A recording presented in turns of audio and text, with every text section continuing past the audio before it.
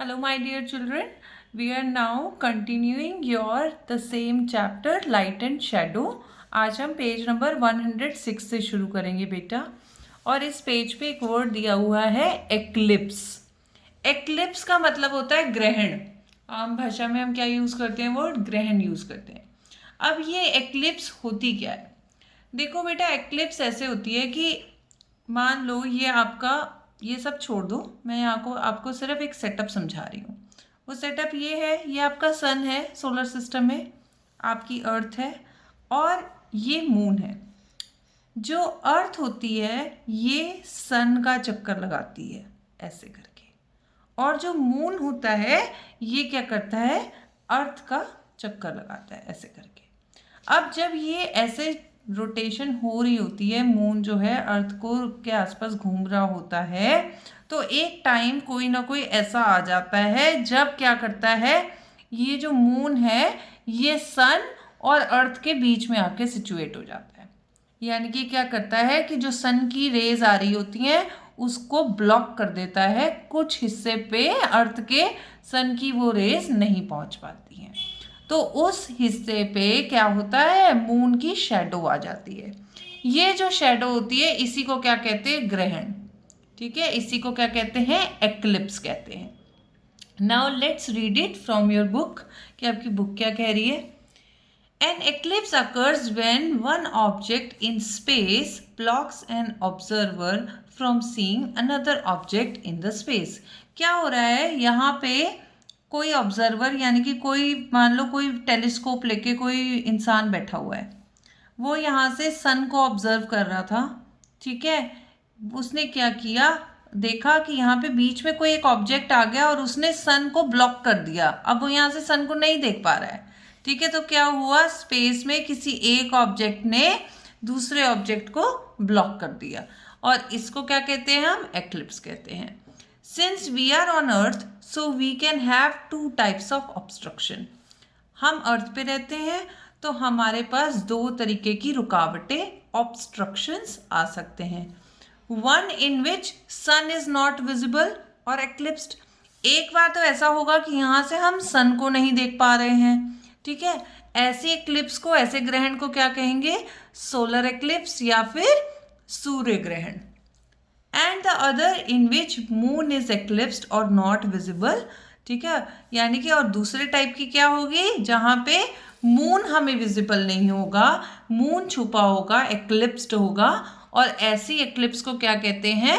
Lunar eclipse या फिर चंद्र ग्रहण। ठीक है, सो बेसिकली एक्लिप्स कितने टाइप की होती हैं? टू टाइप्स की होती हैं। Number one is solar eclipse, यानी कि एक ऐसा दिन जिस दिन की सन आपको दिखाई नहीं दे रहा है। क्यों? क्योंकि सन और अर्थ के बीच में मून आ गया है। और एक दिन ऐसा एक्लिप्स जहाँ पे आपको मून नहीं दिखाई दे रहा है, उसको क्या बोलेंगे? Lunar eclipse. और ऐसा क्यों हो रहा है? क्योंकि इस केस में क्या हुआ है, जो अर्थ है वो मून और सन के बीच में आ गई है। ठीक है, नाउ लेट्स सी कि सोलर एक्लिप्स में क्या हो रहा है। बेटा ये देखो, एक डायग्राम दिया हुआ है। ये डायग्राम बहुत इंपॉर्टेंट है, देखने में बहुत डिफिकल्ट लग रहा है बट एक्चुअली डिफिकल्ट नहीं है। मैं आपको समझा देती हूँ यहाँ हो क्या रहा है।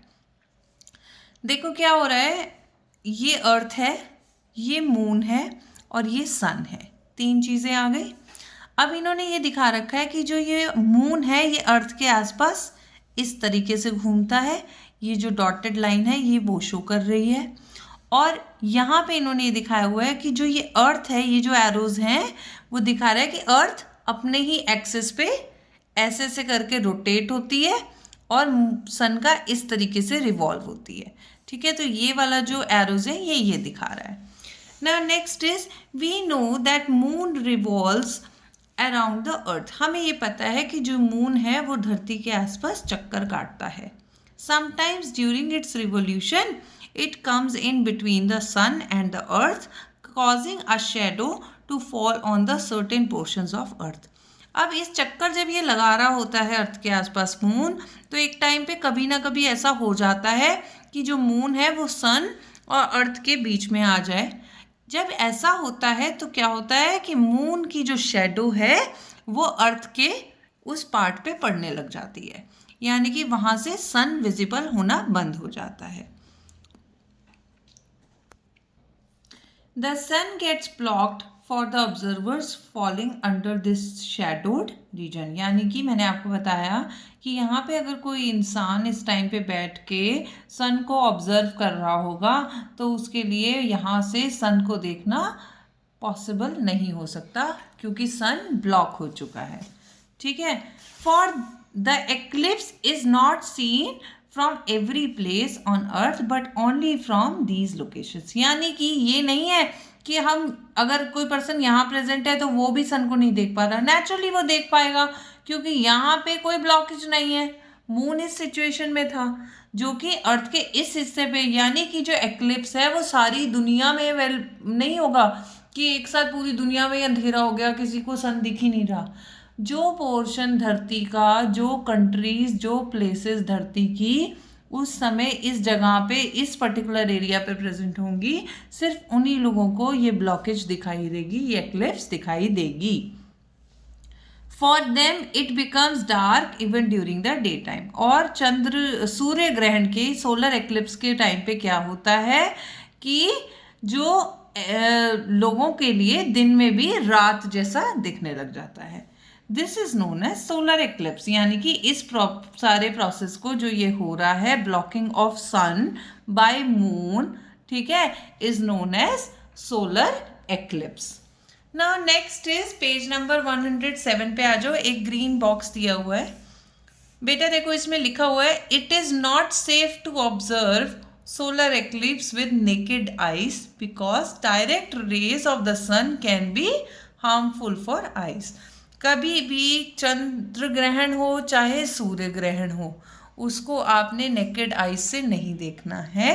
नेकेड आइज यानी कि डायरेक्ट अपनी आंखों से नहीं देखना। आप आजकल तो कुछ स्पेशल गॉगल्स आते हैं जिनको इलेक्टेबल गॉगल्स भी कहते हैं, वो अवेलेबल है मार्केट में। और अगर वो अवेलेबल ना हो तो अक्सर होता है जो एक्सरे की शीट होती है, एक्सरे की शीट से एक्लिप्स को देखा जाता है, ऑब्जर्व किया जाता है। क्यों? क्योंकि उस समय जो एक्लिप्स से रेज निकल रही होती हैं वो आपकी आंखों के लिए अच्छी नहीं होती हैं, तो आप डायरेक्ट अपनी आंखों से एक्लिप्स को कभी नहीं देखना चाहिए।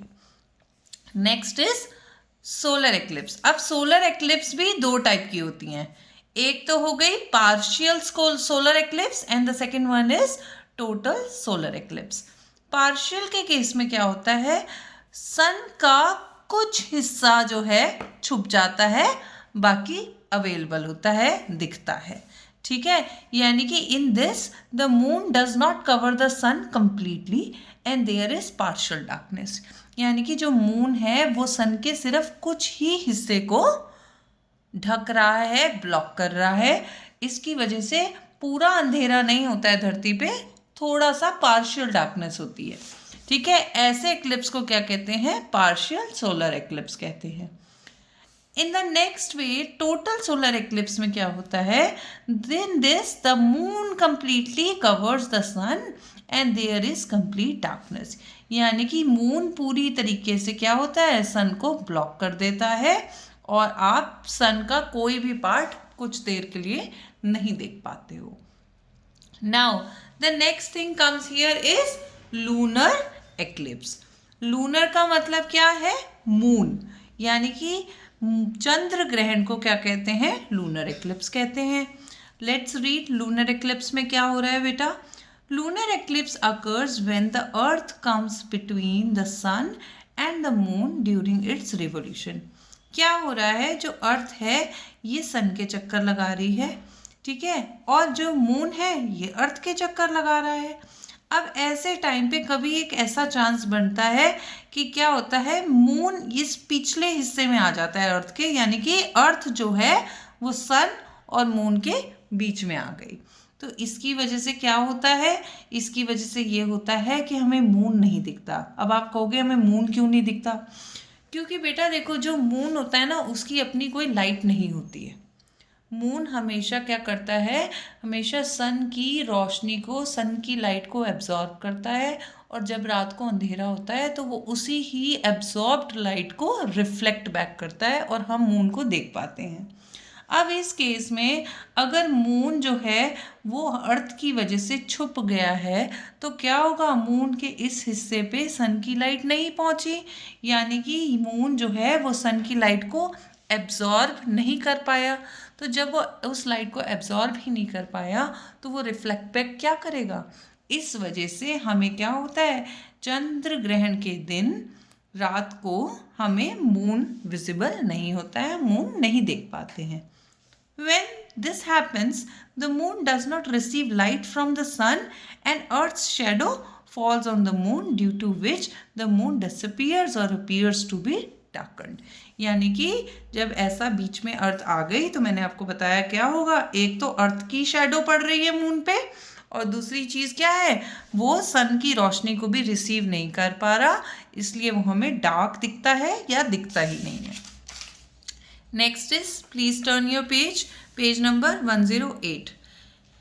अब लूनर एक्लिप्स भी बेटा सेम 2 टाइप्स के होते हैं, एक हो गया पार्शियल लूनर एक्लिप्स और एक हो गया टोटल लूनर एक्लिप्स। पार्शियल के केस में क्या होता है, in this the moon is partially hidden, यानी कि जो अर्थ है वो पूरे मून को नहीं कवर करती है, कुछ हिस्सा मून का कवर हो जाता है। और टोटल लूनर एक्लिप्स के केस में क्या होता है कि जो मून है इज कम्प्लीटली हिडन, यानी कि अर्थ जो है वो मून के पूरे हिस्से को कवर कर लेती है और हम मून को बिल्कुल भी नहीं देख पाते हैं। Now this chapter is completed बेटा। एक्लिप्स भी बेसिकली क्या है, एक कॉन्सेप्ट है शैडो का, ठीक है। So I hope you found it very interesting.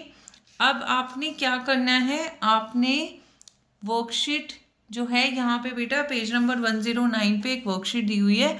मेरी बुक में, जो मेरे पास बुक पे है उस पे ये वर्कशीट 3 लिखा हुआ है, बट एक्चुअली ये वर्कशीट 2 होनी चाहिए। अगर आपकी भी बुक्स में ये वाली मिस्टेक है तो आप इसे करेक्ट कर सकते हो, इसमें कंफ्यूज नहीं होना। By mistake there must be a printing mistake. अब आपको बेटा जो ये वाली वर्कशीट है, I will send this worksheet to you in the form of PDF या फोटोग्राफ में आपको मैं ये वर्कशीट भेजूंगी। तो अब आपका काम क्या है, आपने ये पूरा चैप्टर अच्छे से रीड करना है, आपने ये दोनों वीडियोस बार बार प्रॉपरली देखनी है। और हम ये वाला चैप्टर ऑलरेडी हाफ पार्ट, हम जो वीडियो 1 वाला पार्ट था वो हम ऑनलाइन वाली क्लास में डिस्कस कर चुके हैं, और ये वाला पार्ट अब हम नेक्स्ट ऑनलाइन क्लास में डिस्कस करेंगे, ठीक है। Till then please take care of self and bye bye for now.